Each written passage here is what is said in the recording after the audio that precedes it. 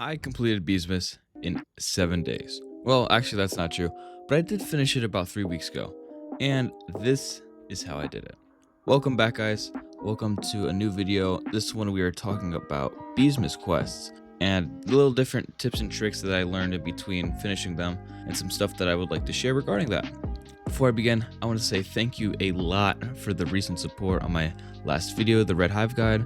We got a ton of support on that, a lot of views, a lot of likes, a lot of subs, and because of that, you're either watching this before the live stream or after, but I'm giving away about 7 or 8 Beesmas stickers.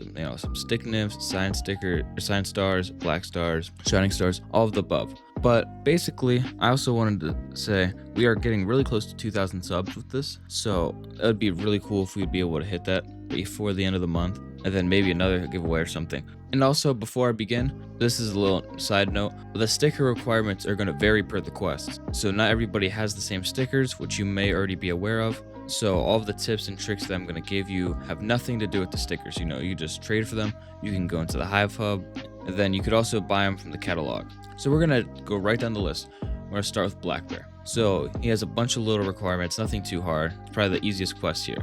Convert some pollen at Hive, collect some honey from bloom petals, just a lot of miscellaneous stuff. It's pretty straightforward.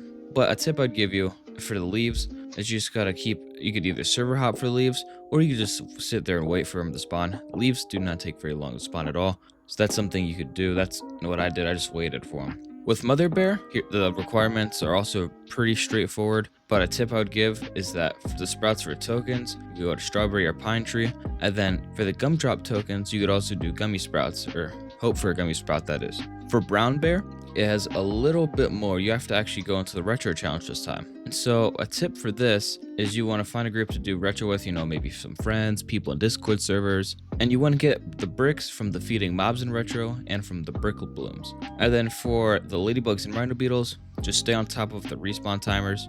That's pretty much the easiest way to do it.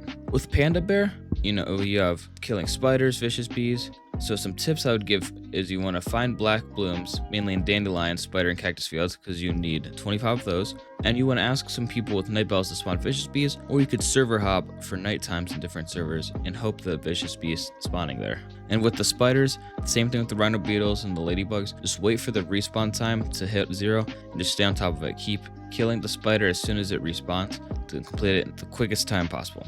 Moving to Science Bear. So these requirements are a little more. Just more pollen with different tools, some blooms, fireflies.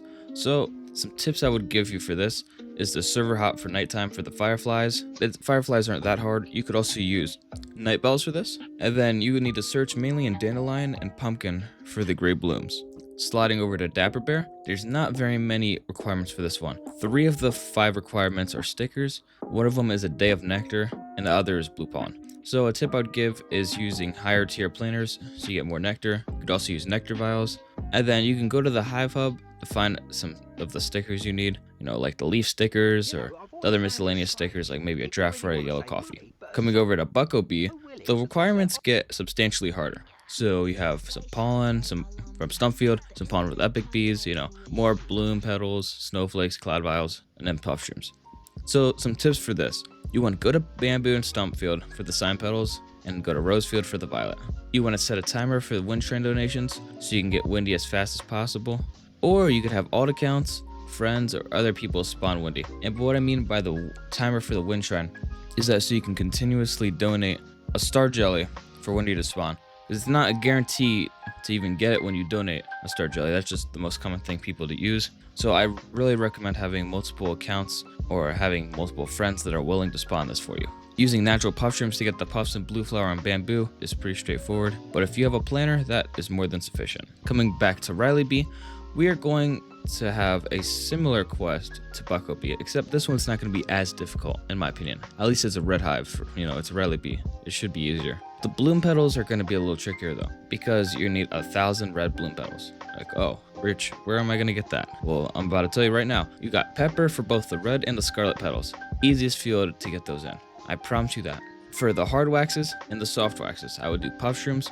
Also extremely easy to do that. And then for the flames, just pop some fire bees or some spicy bees into your hive, and you'll get it done in no time. Also, you could equip demon masks for the X-Flame, that might help you as well. Moving to Polar Bear, this is an easier quest than the last two. You know, you have an assortment of requirements. However, they're pretty easy to do. You want to use sprouts for sunflower seeds, pretty straightforward. And then for the puff shrooms, you want to grow planters, or you use gnats, which gets you bitter berries as well. And then obviously you need to do the ant challenge to defeat 50 ants. So pretty easy.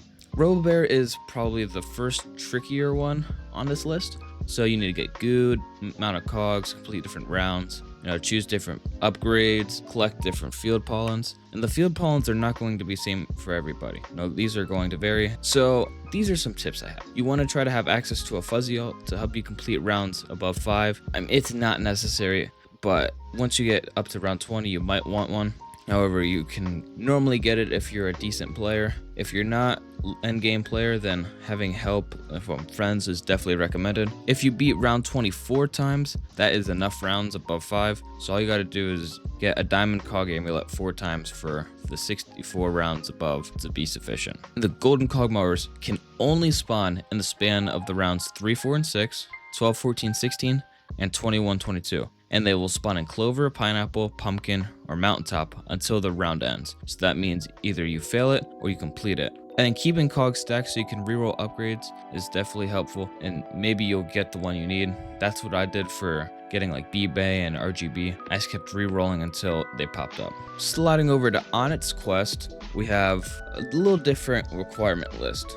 We have 1,000 level 5 blooms. That's just annoying, but straightforward. You have 1,000 petals in the mountaintop field, so that's also pretty straightforward. And then bumblebee pollen, motivating nectar, inspire, baby love, tabby. So basically, some tips I would have is you want to put 1 bumblebee or so in your hive and farm in mountaintop for a few minutes. You're going to get a lot of pollen from it, more than you might think. You don't need to do no crazy boost for it. For the motivating nectar, the fields that you're going to want to place your planters in is stump, rose, mushroom, and spider. You want to make sure that you have 2 to 3 providers of baby love. You want to use dice quickly to boost the field 10 times. For boosting it 10 times, it's really straightforward. And you want to wait until the blooms spawn and collect as many as possible. Not just going to take a little chunk of time. With the stump snail, that's going to take time. The king beetles, just make sure you keep up on their respawn rate. The giant ants are going to be easy too. Now with spirit bear, it's a little more complicated. So we have more bloom petals, tokens from wild windy bee, more nectars. And so here's some tips I would give you. You want to kill windy bee as many times as possible, so you get as many tokens from it as you can. And you want to temporarily put festive bee into your hive and try to be active in some servers that also have it. So if you have some friends that have festive bee, that's a great sign. If you have an all that has festive bee, that's more, festive gifts for you. You want to place your planters in sunflower, pumpkin, and pineapple for the satisfying nectar. You want to utilize the memory match cooldowns and get the matches as soon as the cooldown is up. So you want to keep maybe timers, like I mentioned, for the mobs. Or you could just have a good memory and periodically check in on the memory matches.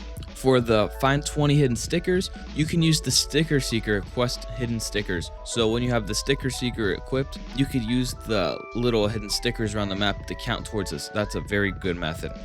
For the jelly beans, you can go to the hive hub. People are always going to take your tokens. And then for the petals, you go strawberry for the pink, dandelion, and mushroom for the white petals. Coming over to honeybee now, this is probably the 3rd hardest quest of Beesmas so far besides BBM, because BBM has not released yet with the current recording of this video. So you're going to want to collect some honey from bloom petals, conversion likes.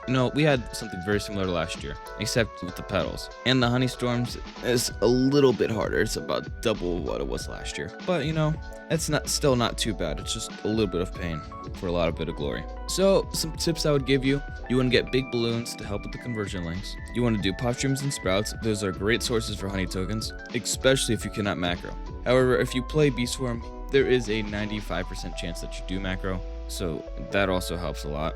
You want to find groups of people to do honey storm parties with, to use your honey storm wisely, because you get to participate in 6 parties instead of just your own. You want to use coconuts for collecting honey tokens in the hub field.